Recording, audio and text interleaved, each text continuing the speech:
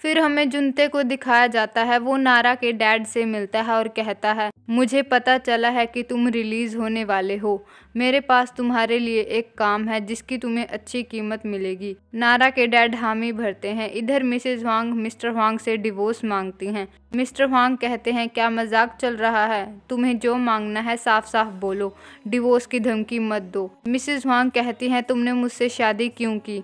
तुम्हें ना तो बच्चे चाहिए थे, ना ही मुझसे प्यार था। मिस्टर वांग कहते हैं, क्योंकि तुम में मियोन की झलक दिखती है इसलिए मैंने तुमसे शादी की। मिसेस वांग कहती है, शक्ल के साथ हम दोनों में एक और बात कॉमन है, हम दोनों ने तुम जैसे घटिया लोगों को अपनी लाइफ में आने का मौका दिया। एक तुम और दूसरा वो योहान। मुझे अपनी लाइफ में बहुत घटिया लोग मिले पर तुम दोनों से ज़्यादा घटिया कोई नहीं था। ये कहकर वो वहाँ से चली जाती है। मिसेस वांग की बातों से लगता है जुनते योहान यानी कि प्रेजेंट मिस्टर वांग का बेटा है।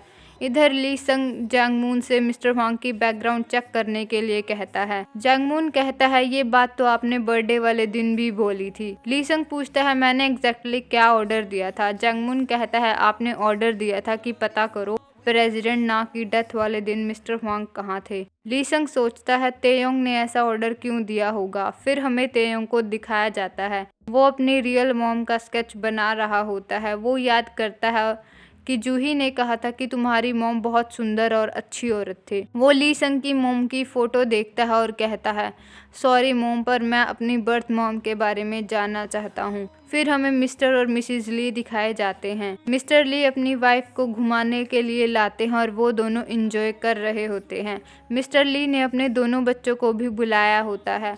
वो दोनों वहां पहुंच जाते हैं और मिस्टर ली खुश हो जाते हैं। मिस्टर ली तेयोंग को देखते हैं और सोचते हैं, अब यही मेरा बेटा है। इसके बाद वो चारों हंसते हंसते खाना खाने के लिए चले जाते हैं। शाम को वापस आते हैं और लीसंग घर पर उनका वेट कर रहा होता है। उसे देखकर फैमिली तो खुश हो जाती है, लेकिन मिस्टर ली का चेहरा उतर जाता है। तेयोंग पूछता है, तुम यहाँ क्यों आए हो? लीसंग कहता है, क्योंकि मिस्टर ली मुझसे मिलने आए थे लेकिन मिल नहीं पाए, इसलिए मैं उनसे मिलने आया हूँ। लीसंग अपने डैड को गिफ्ट देने लगता है तो मिस्टर ली कहते हैं, अपना गिफ्ट अपने पास रखो और निकल जाओ यहाँ से। वो गुस्से में बोलने लगते हैं तो फैमिली कहती है, आप गुस्सा क्यों कर रहे हैं, वो इतने प्यार से बात कर रहा है। मिस्टर ली उन्हें इग्नोर करते हैं और कहते हैं, यहाँ से निकल जाओ और कभी वापस मत आना। मैं तुम्हारा और तुम्हारे बाप का चेहरा नहीं देखना चाहता। वो धक्के मारकर उसे निकाल देते हैं और अंदर चले जाते हैं। मिसेज ली अंदर जाती हैं और पूछती हैं कि आपको क्या हुआ है, आप उससे ऐसे बात क्यों कर रहे थे? मिस्टर ली कहते हैं, क्योंकि वो बिगड़ा हुआ लड़का है, वो सेल्फिश लड़का है जिसे अपने पेरेंट्स तक की परवाह नहीं है। उधर ली संग का उतरा मुंह देखकर तेयोंग कहता है, पता नहीं डैड को क्या हुआ था, पर तुम्हें भी यहाँ आने से पहले सोचना चाहिए। अब तुम ली संग नहीं तेयोंग हो, अब ये तुम्हारी फैमिली नहीं है। इधर योजिन एड के लिए तैयार हो रही होती है, तभी वहाँ पार्क जांगुन आता है। पार्क कुछ पेपर देते हुए कहता है, ये अच्छी एजेंसीज हैं जिनके साथ तुम काम कर सकती हो। अब तुम्हें मेरे लिए काम करने की ज़रूरत नहीं है, मैं हमारे कॉन्ट्रैक्ट्स कैंसिल करने वाला हूँ। योजिन पूछती है, ऐसा क्यों? पार्क कहता है, तुमने ही तो बोला था कि तुम मेरा चेहरा नहीं देखना चाहती। ये कहकर वो वहाँ से चला जाता है। बाहर निकलते ही उसे जूही मिलती है। पार्क कहता है, तुम योजिन को क्यों परेशान कर रही हो? तुम पहले की तरह उस ली संग के साथ रिलेशन में रहो ना, तुम तेयोंग के पीछे क्यों पड़ी हो? वो इमोशनल हो जाता है और वहाँ से चला जाता है। जूही अंदर जाती है और योजिन से पूछती है, तुमने मुझे क्यों बुलाया है? योजिन कहती है, ये बताने के लिए कि मेरी और तेयोंग की शादी होकर रहेगी, तुम उससे दूर रहो। जूही कहती है, तुम्हारा मतलब ली संग ना? जूही कहती है, मुझे ली संग और तेयोंग की सच्चाई का पता है। दरअसल मुझे तो ये भी पता है कि तुम नारा हो। ये सुनकर योजिन चौंक जाती है। योजिन चिढ़ते हुए कहती है, अगर तुम्हें पता है तो ये भी पता होगा कि ली संग फिर से ली संग नहीं बनने वाला, वो तेयोंग की लाइफ ही जिएगा। जूही कहती है, ऐसा नहीं है, 10 साल पूरे होते ही वो अपनी लाइफ स्विच कर लेगा। योजिन कहती है, नहीं, ऐसा कुछ नहीं होने वाला, वो सब कुछ छोड़ सकता है लेकिन पैसों को नहीं। जूही कहती है, मुझे उस पर भरोसा है, वो ली संग बनकर ही रहेगा।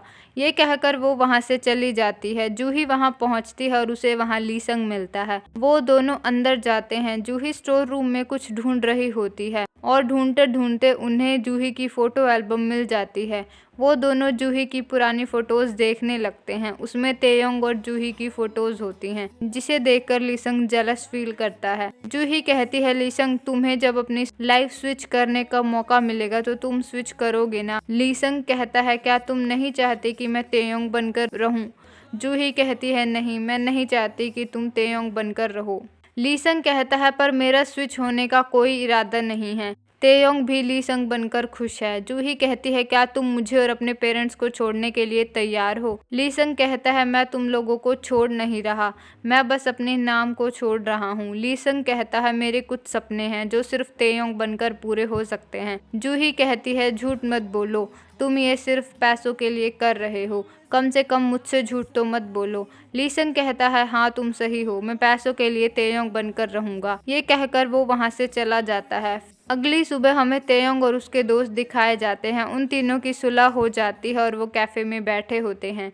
जेदोन कहता है, तुम उस तेयोंग से दूर ही रहा करो, वो तुम्हें यूज कर रहा है। तेयोंग कहता है, यूज? कैसा यूज? दोस्त कहता है, मैंने स्टॉक डिस्कशन में पढ़ा था कि दोशिन ग्रुप को बड़ा करने में मिस्टर हुआंग के दोस्त का बहुत बड़ा हाथ है। उनके दोस्त ने सारा काम किया और मिस्टर हुआंग ने मलाई खाई। तेयोंग भी वैसे ही करने वाला है, वो तुम्हारी स्मार्टनेस यूज करेगा और अपना बिजनेस बड़ा करेगा। दोंग पूछता है, वो दोस्त कौन था? जेदन कहता है, उसका नाम गोन योहान था। फिर हमें जेल का सीन दिखाया जाता है। वहाँ जुनते और नारा के डैड लड़ रहे होते हैं। उनकी जबरदस्त लड़ाई होती है और नारा के डैड जुनते को बुरी तरह से पीट देते हैं। पुलिस उसे ले जाती है और जुनते हंसने लगता है। इधर मिस्टर हुआंग लीसंग को सीएनपी कंपनी के बारे में बताते हैं। लीसंग पूछता है, ये किस तरह की कंपनी है? मिस्टर हुआंग कहते हैं, ये पेपर कंपनी है जिसमें हमारे सीक्रेट अकाउंट्स चलते हैं। अब तुम्हें भी इस बारे में पता होना चाहिए। वो लीसंग को साइन करने के लिए कहते हैं। लीसंग साइन कर देता है और इस सीक्रेट का हिस्सा बन जाता है। उसके बाहर निकलते ही लॉयर गू जल्दबाजी में अंदर जाते हैं। इधर लीसंग के पास मिस्टर ली का कॉल आता है। वो शाम को उसे मिलने के लिए बुलाते हैं। फिर हमें मिस्टर ली दिखाए जाते हैं। वो तेयोंग के साथ होते हैं और उसे नया सूट दिलाते हैं। तेयोंग कहता है, डैड मुझे इतने महंगे सूट की ज़रूरत नहीं है, मेरे पास एक सूट पहले से है। मिस्टर ली कहते हैं, पर मैं चाहता था कि तुम्हारे पास एक महंगा सूट हो। मिस्टर ली बिल भरने जाते हैं तो तेयोंग देखता है कि उसके डैड ने पुराने कपड़े डाले हुए हैं। उन्होंने खुद तो पुराने कपड़े डाले होते हैं और वो तेयोंग के लिए महंगे कपड़े खरीद रहे होते हैं। शॉप से निकलने के बाद तेयोंग कहता है, मॉम ने वो आपको पैसे अपने लिए दिए थे ना, और आपने मेरे ऊपर खर्च कर दिए। मिस्टर ली कहते हैं, तो क्या हुआ, मेरी मर्जी, मैं जहाँ मर्जी खर्च करूँ। मिस्टर ली कहते हैं, चलो अब जाओ, तुम्हारे और भी तो प्लान्स होंगे। वो तेयोंग को भेज देते हैं और लीसंग की मेमोरीज में से याद करते हैं कि तेयोंग ने उन्हें चूज़ किया था। उसने सारी प्रॉपर्टी के ऊपर मिस्टर और मिसिज ली को चूज़ किया था। वो इमोशनल हो जाते हैं और कहते हैं, अब से तुम ही मेरे बेटे हो तेयोंग, बस मैं आज लास्ट बार उस लीसंग से मिलूँगा। ये कहकर वो वहाँ से चले जाते हैं। तेयोंग एक जगह पहुंचता है और रिसेप्शन पर अपने डैड से मिलने के लिए पूछता है। फिर हमें मिसेस हुआंग को दिखाया जाता है। वो मिस्टर हुआंग से फ़ोन पर कहती हैं, तो तुम्हें पता चल गया कि जुनते अब जेल में नहीं बल्कि हॉस्पिटल में है। मिस्टर हुआंग कहते हैं, तुम जानती भी हो तुम क्या कर रही हो? मिसेस हुआंग कहती हैं, हाँ मैं जानती हूँ मैं क्या कर रही हूँ, मैं उसे हॉस्पिटल में रेस्ट करने के लिए रख रही हूँ। मैं माँ होने के नाते इतना तो कर ही सकती हूँ। मिस्टर हुआंग कहते हैं, तुम माँ हो लेकिन अपने बेटे को बिल्कुल नहीं जानती। तुम जानती हो यूएसए शूटिंग उसने की थी। मिसेस हुआंग कहती हैं, तुम झूठ बोल रहे हो। मिस्टर हुआंग उसे कुछ बात बताते हैं जिससे सुनते ही वो जुनते के रूम में भाग लेती हैं। वहाँ वो देखती हैं कि जुनते हॉस्पिटल से भाग गया है। फिर हमें जुनते को दिखाया जाता है। वो दोशिन ग्रुप के ऑफिस के बाहर खड़ा होता है और मिस्टर हुआंग को फ़ोन करता है। जुनते कहता है, मैं तुमसे मिलना चाहता हूँ। मिस्टर हुआंग कहते हैं, मैं तुमसे नहीं मिल सकता। जुनते कहता है, तुमने मेरे साथ ऐसा क्यों किया?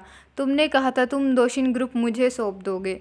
मिस्टर हुआंग कहते हैं, मैंने तुमसे कहा था कि मैं तुम्हें मौका दूंगा। मैंने मौका दिया लेकिन तुम खुद को साबित नहीं कर पाए। पर तेयोंग ने खुद को साबित किया है। उसने अपनी जगह पाने के लिए 10 साल का इंतज़ार किया है।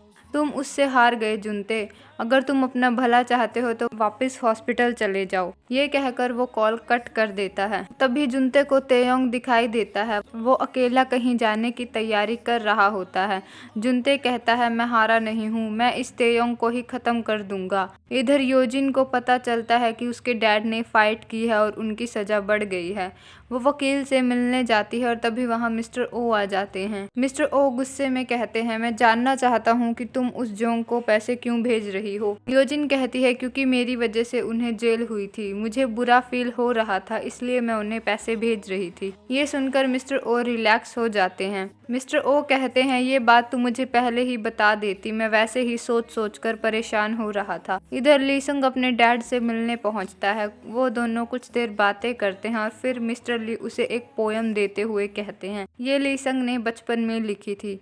मैं चाहता हूँ कि तुम इसे हमेशा अपने पास रखो, ये तुम्हें सही रास्ता दिखाएगी। लीसंग पोयम ले लेता है और तभी उसके पास जुनते का कॉल आता है। लीसंग वहाँ से उठता है और बात करने के लिए बाहर चला जाता है। लीसंग कहता है, तुम बाहर कैसे आए? पीछे से जुनते आता है और उसके सर पर बोतल मारता है।